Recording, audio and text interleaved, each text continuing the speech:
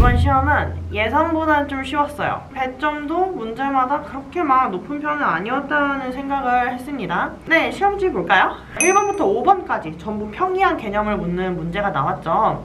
선택지도 천천히 보시면 비꼬아서 낸 경우가 없습니다. 시험 범위였던 1단원의 전반적인 개념을 아주 간단하게 묻는 질문들이었고요. 저랑 같이 공부했던 학생들은 이제 옌쌤의 개념 노트 그리고 리멤버미 노트 마지막에 드렸던 거 있죠. 그것만 잘 팔로잉 했다면 사실 눈 감고도 그냥 막 풀 수 있는 문제들이었을 거예요. 네, 두 번째 페이지로 가보시면 이제 점점 선택지와 보기의 문장이 좀 어려워지고 있는 걸 확인하실 수 있는데요.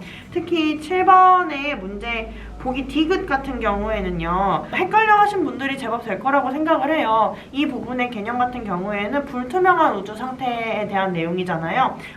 평소에 O2나 완자 같은 개념 교재 보셨으면 아시겠지만 빛이 산란한다 라고만 표현이 되어 있지, 이 빛들이 광자, 즉 전자 같은 어떤 기본적인 입자들의 흡수가 되고 방출이 되고 이 과정을 반복하면서 산란한다 라는 이야기는 나와 있지 않은 경우가 대부분이기 때문에 학생들이 많이 어려워했을 거라는 생각이 들었어요. 이런 내용 자체는 그런 일반적인 개념서에는 나와 있지 않은 내용이죠. 그래서 제 생각에는 학교 수업 시간에 분명히 선생님께서 이런 과정을 거쳐서 빛이 산란된다라고 언급을 하셨거나 학습지에 이렇게 필기할 수 있게끔 제공을 해 두셨을 거라는 생각이 듭니다. 학원에 있는 시간이나 자습 시간에 문제를 푸는 거, 그리고 개념서를 달달달 외우는 것만큼이나 학교 수업을 잘 팔로잉하는 게 진짜 무엇보다 더 중요하다는 생각이 드는 그런 문제였어요. 또 이런 부분에서 좀 헷갈리지 않으려면 어떻게 해야 되냐? 최대한 다양한 스타일의 보기 문제를 접해 보셔야 되겠죠. 네, 그래서 저는 이번 시험 기간 때 렉처 1, 2로 구성된 문제집을 준비를 해드렸어요. 그 안에 보시면 상당히 많은 숫자의 기억, 니은, 디귿 보기 문제들이 엄청나게 많이 구성이 되어 있는 걸 보실 수 있으셨을 거예요. 또한 이런 부분에서 좀 헷갈리지 않게 하기 위해서는요, 최대한 다양한 스타일의 보기 문제가 포함되어 있는 훌륭한 교재를 풀어보셔야겠죠. 마치 저의 렉처 1, 2 교재 같은 교재? 문제를 풀면서 메꿀 수 있는 그런 개념들이 분명히 존재합니다. 이런 문제 놓치지 않기 위해서는요, 평상시에 다양한 문제를 많이 풀어보시고요. 제가 알려드리고 있는 저의 엄청난 학습 노하우죠. DB 오답 노트를 꼭꼭꼭 작성해 주셨다면 실수를 줄일 수 있었을 거라고 생각을 해요. 뒷페이지로 좀 넘어가 볼게요. 뒷페이지 넘어가시면요, 별의 탄생 과정에 대한 문제랑 원소에 대한 문제가 좀 나오는데요. 생각보다 이번에 별의 탄생 과정에 대한 문제가 좀 나왔어요. 원소에 대한 문제도 앞뒤로 구성이 좀 많이 분포가 되어 있었더라고요. 11번 문제 같은 걸 한번 좀 같이 보실까요? 제가 이렇게 분홍색 표시를 해놓은 문제들은 조금 어려운 문제라고 생각이 드는 것들이었어요. 배점도 보시면 지금 4.4점으로 조금 높죠. 네, 별의 진화 과정과 그리고 질량이 태양의 10배 이상인 별, 그리고 이 안에서 원소가 생성되는 과정, 이런 거를 같이 풀어볼 수 있는 문제였고요. 여러분, 여기 지금 보기가 기억, 니은, 디귿, 리을까지 4개가 나와 있는데요. 자, 기억 보시면요, A 과정에서 중력에 의한 수축으로 열이 발생한다. 이거는 지금 주계열성 단계인 거잖아요. 성운에서 주계열성으로 만들어지는 단계예요. 자, 제가 항상 수업 시간 때 말씀드렸어요. 모든 것은 무엇 때문에 일어났다? 중력 때문에 일어났다 라고 말씀을 드렸죠. 네, 그래서 중력에 의한 수축으로 열이 발생한다 라고 이야기를 하시면 맞는 보기가 되실 거예요. 자, 니은 보세요. 초신성 폭발로 발생하는 에너지는 별 내부에서 핵융합이 일어날 때 발생하는 에너지보다 많다라고 나와 있죠. 여러분, 당연하죠. 당연해요. 자, 여기서 이제 절대 5개념으로 가져가시면 안 되는 게 무엇이 있죠? 초신성 폭발할 때는 핵융합이 일어난다고 했나요? 안 했나요?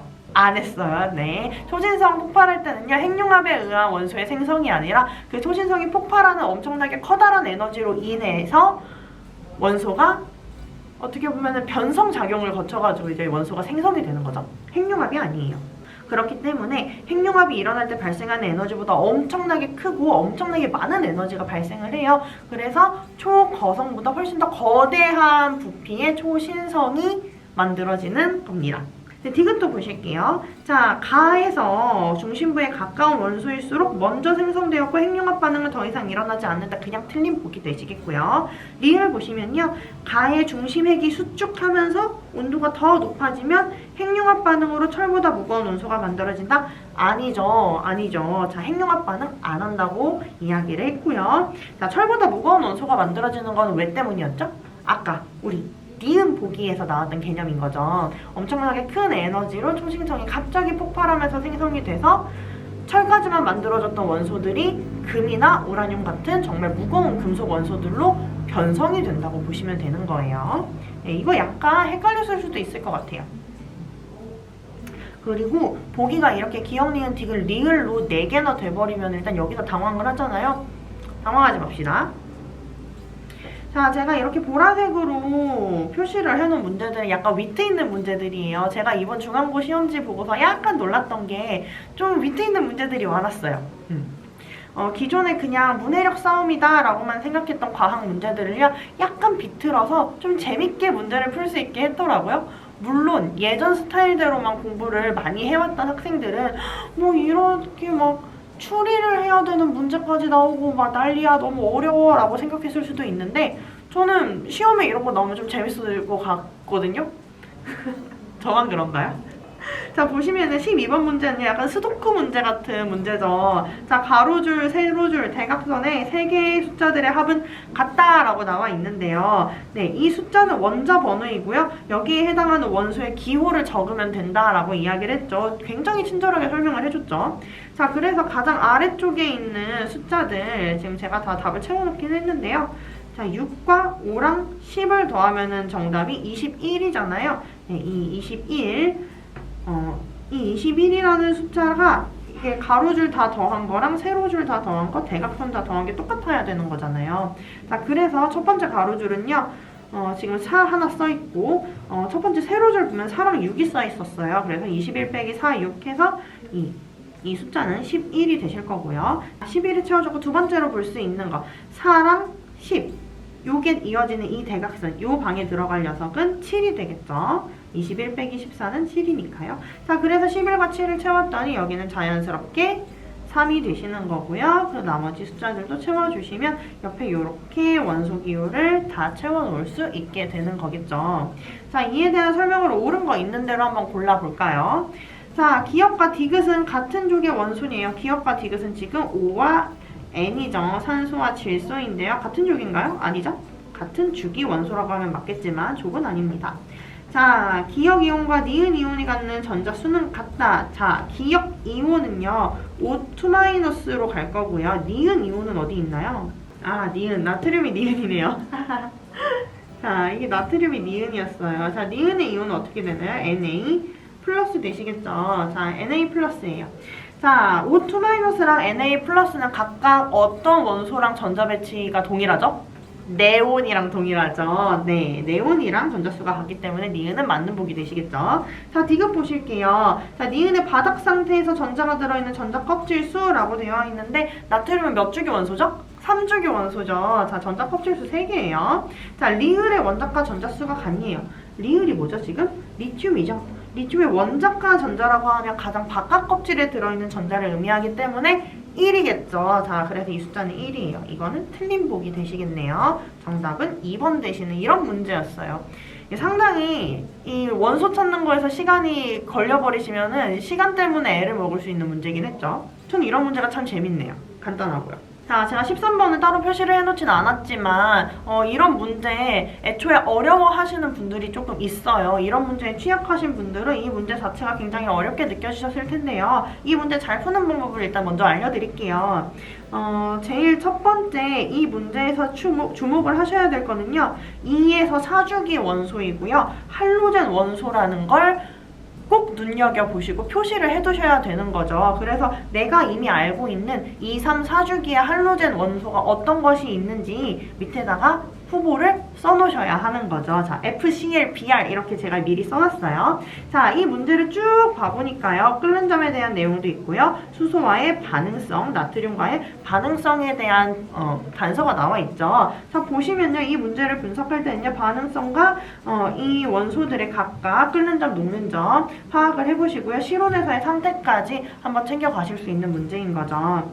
끓는 점이 Z2가 제일 낮네요. Z2가 제일 낮고 그 다음에 마이너스 34.04인 X2가 그 다음에 낮네요. 그 다음에 58.8인 녀석이 있죠. 자, 얘네들 보시면요. 밑에다가 뭐라고 써놓으시면 좋으시냐면요. 실온에서의 상태.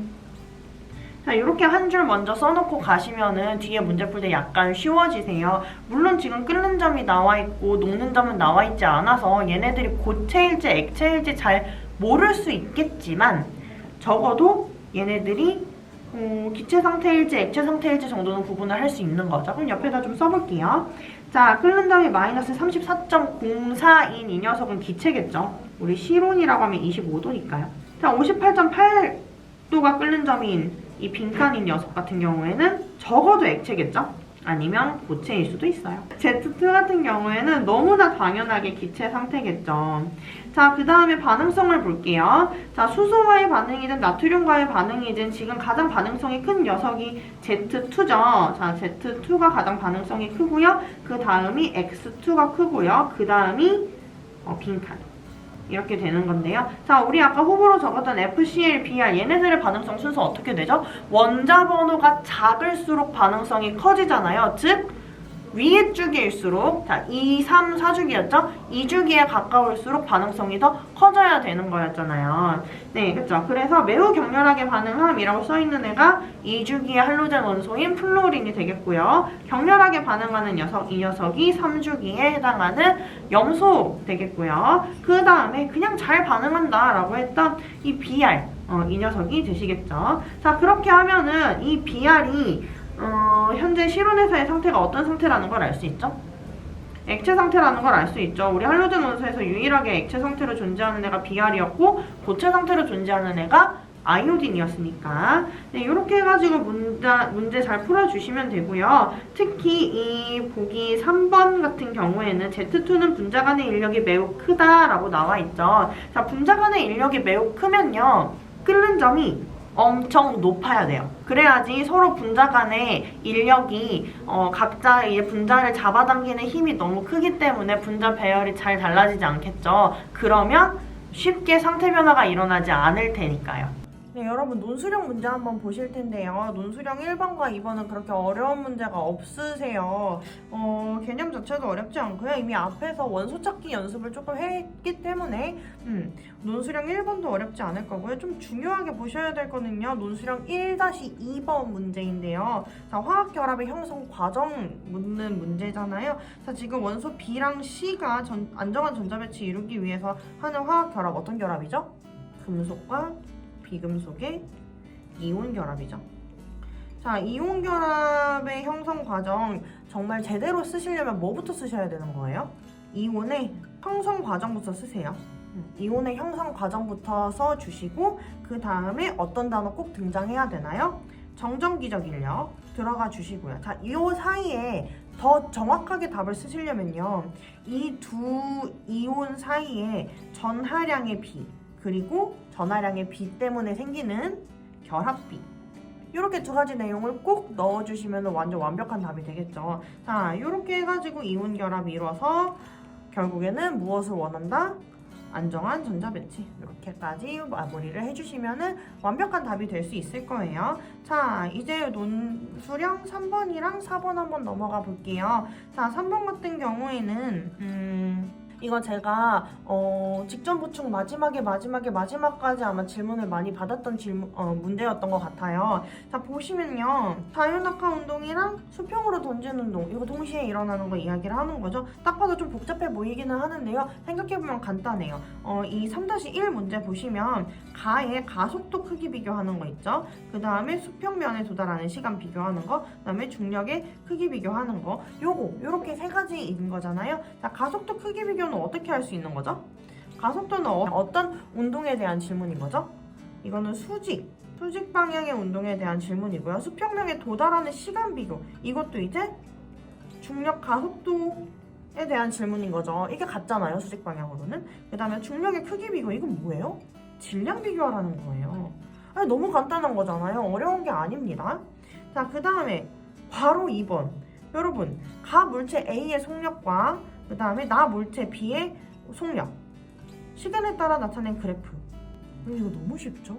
이거 따로 설명하지 않겠습니다. 자, 여러분 논술형 4번 보실게요. 자, 이 문제는 제가 분홍이를 안 해놨죠. 분홍이를 안 해놨지만 별표 3개 한번 달아줘 보겠습니다. 자, 이거 왜 별표 3개냐면요. 문제 자체의 난이도는 알고 보면 어렵지 않은데요. 접근 방식을 몰라서 못 푸시는 분들이 많았을 거라고 생각이 들어서예요. 자, 그림과 같이 물체 A는 가만히 놓고 A와 질량이 같은 물체, 질량이 같대요. 얘를 20m 높이에서 동시에 수평 방향의 왼쪽으로 10m/s의 속력으로 던졌대요. 이거 다 줬어. 자, t초 후에 지면에서 충돌했대. 우와, 완전 다 줬어. 공중에서 충돌한 게 아니죠. 지면에서 충돌했어요. 자, 단 공기 저항과 물체의 크기 무시하고요. 중력 가속도의 크기는 10이다 라고 나와 있죠. 물음에 답해보세요 라고 하는데요. 자, 계산식을 포함한 풀이 과정과 답을 쓰고요. 답과 풀이 과정 명확히 쓰라고 하고요. 뭐 단위를 다 포함하래요. 여러분, 이거 어떻게 보여야 돼요? 지면에서 충돌했대잖아요. 지면에서. 그러면 걸린 시간 어떻게 구할 수 있죠? 이거 H 주인공 되는 식으로 구할 수 있는 거죠. 그렇죠? H식으로 구하시고요. 바로 2번은요. 수평 방향으로 이동한 거리니까 S식으로 구하시면 되는 거죠. 네, 여기까지 일단 문제 풀이에 대한 힌트를 알려드리고요. 논술형 4번 만약에 풀어보시고 어떤 문제인지 도저히 감이 안 온다 하시면은 제 DM으로 질문을 꼭 주셔도 되고요. 카카오톡 채널로 질문해 주셔도 제가 순차적으로 최대한 정성껏 답변을 해드리도록 하겠습니다. 네, 여러분, 중간고 시험 이번에 긴장 많이 하셨을 텐데 생각보다 그렇게까지 난이도가 어려운 시험은 아니었던 것 같아요. 저만 그렇게 생각하나요? 네, 여러분, 저희 중간고사 이제 막 끝났으니까 기말고사도 더 열심히 노력해서 좋은 결과 맺을 수 있도록 함께 했으면 좋겠습니다. 여기까지 분석하겠습니다.